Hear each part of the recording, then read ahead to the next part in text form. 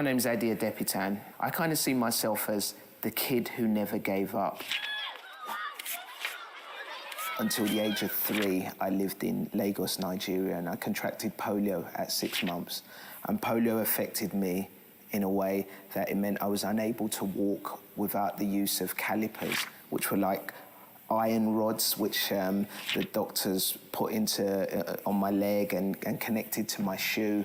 And on my first day of school, I remember walking into the playground and seeing a group of kids playing football and wanting to join in. And I know when they looked at me and they saw me walking in on my caliper and I was sort of like limping and I looked weird. I had this crazy shirt that my mum made me wear. The guys looked at me and they thought, there's no way he could play sport. And I moaned and nagged at them all day. And in the final playtime, they allowed me to play football. And they told me to go in goal.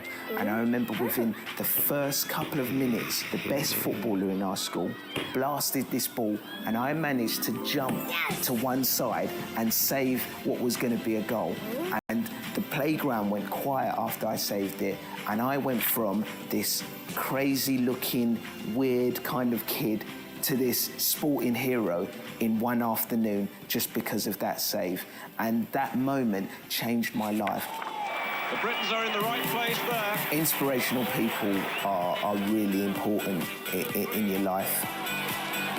When I first watched the Olympic Games, I wanted to be like them so much that I would be on my sofa in my living room, and when the 100 meters would start for the Olympic Games, I'd have my eyes shut and I'd start pumping my arms, imagining that I was there as part of the games. My mum would look through the door thinking I was crazy, but it was by seeing these people who are achieving great things, it inspired me, and I think it's so important that you have those type of people.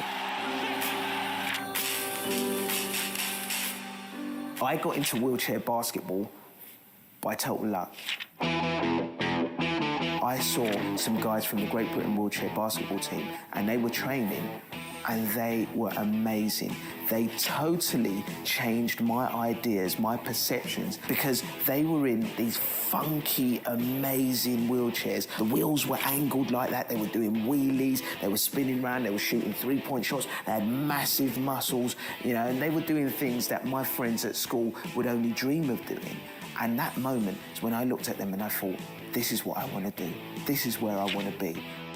I trained 6 days a week, and I trained 6 hours a day, and I was shooting up to 800 to 900 shots a day. I was pushing about 6 miles a day, and I was spending 2 hours in the gym, you know, and I did this every day.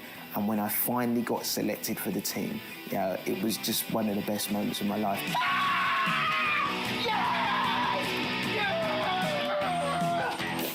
My dream started when I was probably about 9 years old, and I didn't make it into the Great Britain wheelchair basketball team until I was 27. He's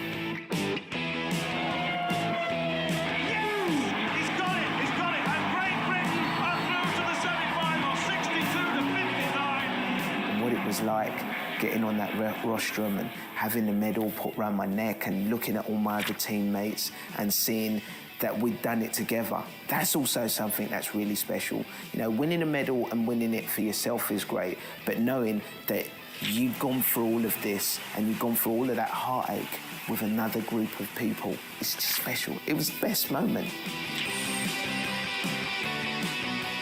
If you can believe in yourself, if you can, you know, go for something, go for everything, right, then other people will look at you and think, wow, Look at that person, look how hard they're trying, you know, and you will start being an inspiration for other people. It doesn't matter what you look like. It doesn't matter whether you have a disability. If you believe in yourself, anything is possible.